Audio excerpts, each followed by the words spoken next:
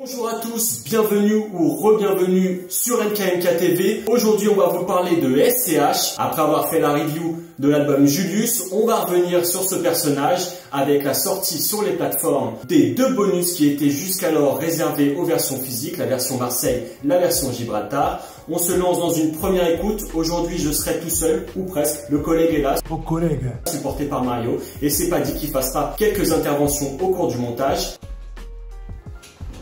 On se retrouve après l'écoute. Alors, ce tempête, ce fantôme, qu'est-ce que ça donne? Déjà, on va revenir un peu sur l'album Julius. C'est un album qu'on avait beaucoup apprécié au sein de notre groupe, au sein d'NKMK TV. Moi, j'avais trouvé ça un peu décevant par rapport au premier. Il répondait moins aux attentes au niveau du concept. Pour mon collègue, lui, il avait apprécié les prises de risque qu'il pouvait y avoir, mais c'était c'était quelqu'un qui avait découvert SCH assez tard, plutôt à l'époque très organisé, et il retrouvait un peu cette ambiance dans Julius 2, qui pour moi dénotait un peu avec le premier Julius, mais c'est quand même un album qu'on avait plébiscité et qu'on mettait en haut de ce qui s'est fait cette année. Alors on va revenir sur cette idée de mettre à disposition sur les plateformes des sons qui à la base étaient réservés aux acheteurs de la première ordre, c'est-à-dire ceux qui avaient précommandé l'album. Ça fait perdre un peu du prestige et de l'objet de collection qu'on pouvait avoir en laissant ces bonus uniquement sur les versions physiques. Mais après, il faut savoir, il faut être honnête aussi, l'idée d'avoir aujourd'hui des versions physiques, c'est quelque chose qui est de moins en moins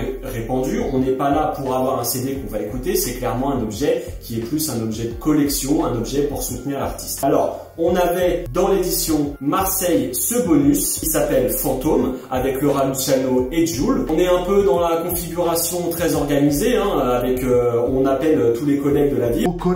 Ce son, qu'est-ce qu'il donne? Alors pour moi, c'est un son qui est plus dans la vibe très organisée, enfin les ouvertures qu'on pouvait avoir dans ce sens dans Julius, qui reflète bien l'esprit Marseille évidemment.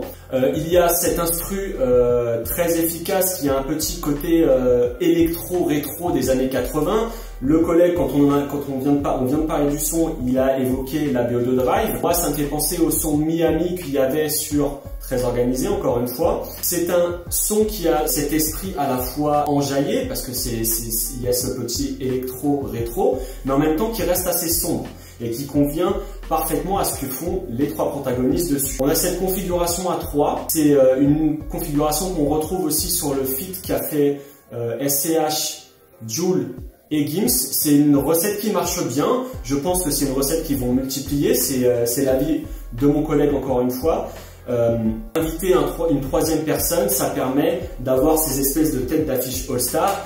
Là, en l'occurrence, on invite Laura qui avait déjà bossé aussi sur Très Organisé, et c'était une alchimie qui collait bien entre SCH et Laura. Notamment, il y avait sur certains sons des passe-passe qui se faisaient à deux, et on est très content une nouvelle fois de le retrouver avec SCH. Après, si on doit parler des prestations, SCH toujours fidèle à lui-même. Concernant Laura, je trouve que son entrée est un peu hasardeuse. Il a du mal à rentrer et à poser son flow avant que le beat redémarre. Sans beat, il a l'air un peu perdu. Et si on doit finir sur Jul, pour moi, c'est toujours le même problème. C'est-à-dire que quand il rappe, vraiment, quand il n'est pas dans le chant, dans son style de musique qui l'a fait vraiment exploser, il a une diction qui pour moi est assez hasardeuse et qui n'est pas forcément plaisante à écouter. C'est en partie peut-être lié à l'accent qui empêche la compréhension de son propos. En ce qui concerne Fantôme, ouais, de mon côté, très bon son. Moi, j'ai connu SCH avec Très Organisé, Temagate, RS4 Grenardo, bien sûr, qui m'ont raté. Celui de la bulle, sur le Rospo, Shifter Pro. Donc non, vraiment, j'adore la manière dont SCH rentre dans le son. J'adore la manière dont il va se réapproprier l'instru. Je trouve que le Luciano ne dénote pas quand il vient directement en deuxième position. Et c'est vraiment bien de l'avoir mis entre lui et Jul pour le mettre en confiance et pour donner un petit son un petit peu ténébreux, un petit côté un petit peu mafiosi sur le milieu du son. Et Jul à la fin, moi j'adore. Je suis pas comme Vincent. Moi, je m'en bats les couilles de son accent. Je deviens de plus en plus fan de Jul. C'est vrai que j'ai connu un petit peu sous le tard. Je l'ai pas connu depuis le début. De toute façon, moi, vous l'aurez compris sur cette chaîne, je suis pas trop un auditeur de rap qui va connaître un petit peu les artistes quand ils percent. Moi, je suis plutôt un auditeur de rap qui va connaître les artistes une fois qu'ils ont percé, une fois qu'ils deviennent grand public. Et franchement, Jul, que du bonheur des gros. Après, si on doit revenir sur le niveau de chacun, on prend le couplet du Rat, il est bourré de technique, comme il sait le faire. Ça fait du bien de voir le Rat toujours à un niveau et qu'il n'a pas perdu le niveau malgré sa faible activité au cours de ces dernières années. Ce que m'a dit mon collègue, c'est qu'il trouve que le Rat arrive à s'adapter à une instru qui est récente. Pour moi, l'instru n'est pas forcément récente. C'est des sonorités qu'on retrouvait déjà pas mal sur les albums de la FF. Et du coup, on n'est pas vraiment dans un beat actuel. Et c'est peut-être aussi pour ça qu'il a réussi, une fois que le beat démarre, à rentrer vraiment dedans. Donc voilà pour ce bonus, c'est efficace, ça avait sa place pour moi dans l'album, peut-être pas en conclusion, c'est bien que ça soit un bonus, et c'est vrai que ça soit un bonus pour l'édition Marseille, ça prend sens, vu le casting qu'on a.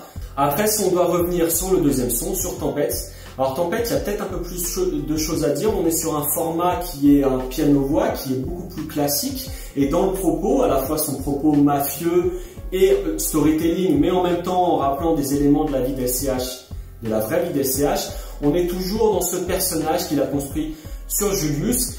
Et là, sur ça, on est du même avis tous les deux. Ce qu'on s'est dit, c'est que c'est un morceau qui était beaucoup plus Julius, alors que le morceau Fantôme était lui peut-être un peu moins dans l'esprit Julius. Alors, si on doit revenir sur cet instru piano-voix, il y a eu des déclarations lors des interviews qui précédaient la sortie de Julius. Ce que nous disait SCH, c'était les beatmakers.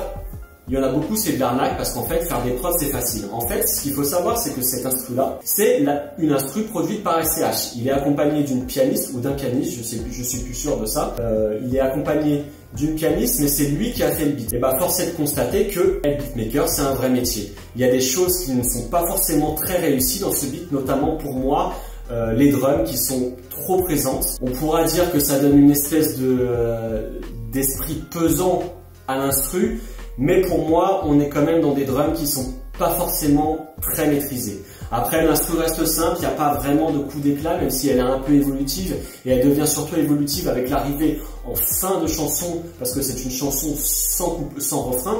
C'est un long storytelling qui fait 13 outros d'album. On a cette évolutivité qui vient surtout avec la musicalité qu'apporte SCH, avec sa partie chantée avec autotune à la fin. C'est une chanson qui prend son sens dans un album comme ça. Un peu déçu par le beat. Peut-être que mon collègue aura d'autres choses à dire là-dessus. Moi, j'ai bien aimé Tempête, j'ai bien aimé un petit peu ce mélange piano-voix qu'on a eu tout le long du son de manière crescendo, avec une première voix assez simple, pas trop retravaillé d'SCH, et puis une voix un petit peu plus voice codée derrière, hein, où on entend un petit peu les aigus de la voix retravaillée, et puis un petit le piano aussi que j'ai particulièrement intéressé, parce que d'habitude au niveau du piano on a une boucle qui tourne, mais là on sent vraiment qu'il y a un pianiste derrière, et on sent les notes un petit peu faire de nouvelles boucles, un petit peu monter, s'exciter pour une fin de morceau qui tend vraiment à susciter un petit peu l'empathie de la personne qui écoute, et franchement ça a fait de l'effet chez moi, puisqu'en fait ça m'a transmis pas mal d'émotions, et bon, forcément j'ai écouté le texte qui est un entremêlé un petit peu comme l'a dit Vincent dans la vidéo, entre storytelling et réalité, hein, puisqu'il parle de gun sur la tempe, etc., de tirer dessus, de braquage, et j'en passe, mais aussi il parle de son père, hein, mais que ce soit dans un côté ou dans un autre, que ce soit sur du storytelling ou sur la vérité, eh bien il y a vraiment de l'émotion qui passe entre le chanteur et l'auditeur, et moi j'ai été réceptif à cette émotion. C'est vrai que le piano-voix, c'est un exercice que j'aime particulièrement, et je suis très content d'avoir SCH qui a mis Tempête un petit peu comme une nouvelle outro, comme un nouvel outro de l'album, hein, et qui sublime un petit peu dans l'art de faire un outro avec un piano-voix, tout dans l'impression, tout dans l'expression, tout un petit peu dans le personnage qui va nous raconter une histoire et qui va nous transmettre des émotions. Donc ce côté-là, j'ai trouvé le son vraiment réussi. Moi, c'est vrai que comme l'a dit Vincent, je connaissais pas trop SCH avant Bande Organisée, mais là, je suis très content d'avoir écouté ce son-là. Il vous ajoutera ça peut-être au montage. Voilà, on a deux bonus efficaces pour moi, qui prennent leur sens et qui dénotent pas par rapport à l'album. C'est un problème qu'on a souvent avec les bonus, problème ou pas, parce que c'est intelligent de mettre des sons qui sont un peu à l'écart de l'album en tant que bonus. Ça permet de officiellement pas dénaturer le projet. Ici, ils auraient pu pour moi être complètement dans le projet de base, parce que pour moi, on est toujours dans la ligne directrice qu'il a voulu mener avec Julius. Après, si je dois revenir, on est obligé un peu d'en parler dans toutes les vidéos. On a Jul qui est dans Fantôme, obligé de placer sa petite ref à Scarface une nouvelle fois, c'est inévitable. Et pour contrebalancer, parce que je sais que ça va faire plaisir à mon collègue, il y a quand même la référence à The Wire, je sais qu'il aime bien ces références, et que c'est quelque chose qui lui parle beaucoup. Donc voilà, on va pas faire une vidéo très longue cette fois-ci, hein. C'est des sons qui avaient déjà en plus fuité sur internet. On est toujours dans la même vibe de l'album. Donc voilà, pour conclure, peut-être que je lui laisserai le mot de la fin, peut-être qu'il ajoutera. Je vous dis à la prochaine sur MKMK TV. N'oubliez pas de vous abonner, de commenter, tout ça, ça nous fait plaisir et surtout ça nous aide. À la prochaine.